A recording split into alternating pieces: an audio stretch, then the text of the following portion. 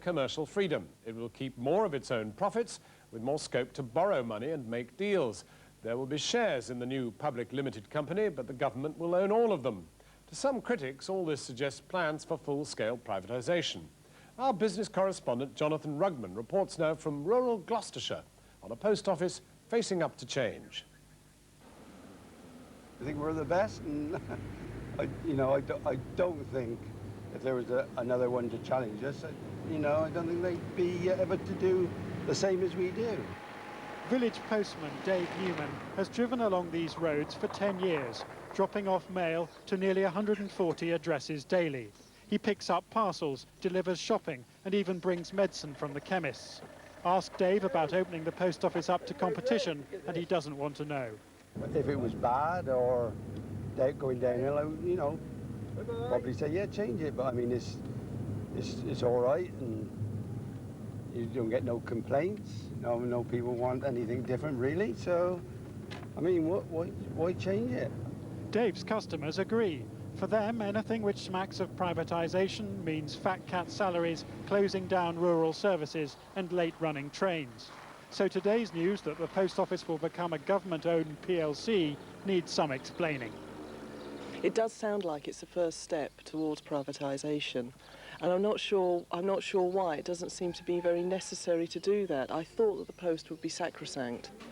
Though the government said today that it would take an act of Parliament before the status of the post office could be changed, privatisation has certainly not been ruled out.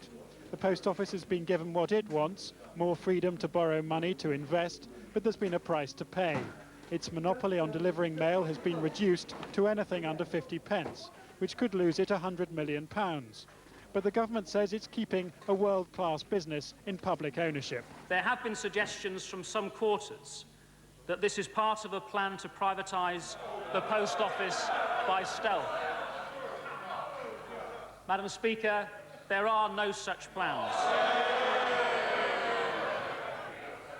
It brings an end to the uncertainty that has dogged the post office over the last decade.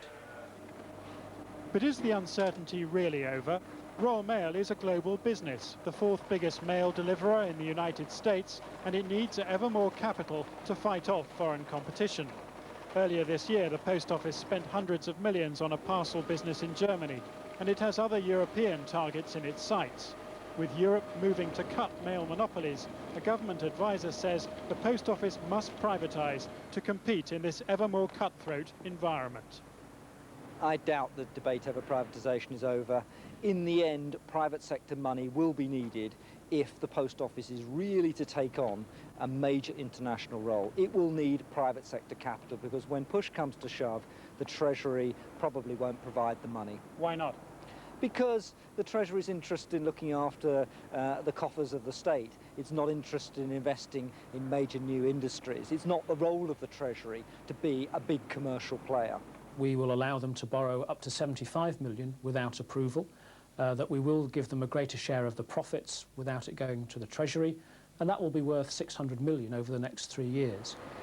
But the government has health and education bills to pay, and whether its investment is maintained or not, post offices like this one in Gloucestershire are still under threat. The whole post office network is being computerised to deliver electronically everything from foreign currency to car tax discs. But for paying pensions and benefits, the government's planning to use holes in the wall at high street banks. And if the benefits business goes, livelihoods will be at stake. This present time, I would lose a third of my income. I'm not a big post office, and it wouldn't be sensible to even keep the post office open. Now, that's not scaremongering, that's just telling you the truth. So the problems of the post office are far from over. Today, the government talked of modernising a much-loved institution, but they're also forcing it to compete. Politically sensitive privatisation won't happen soon. But it seems hard to imagine how the post office can survive indefinitely as a global player as long as it's kept in government hands. Well, even Michael Heseltine didn't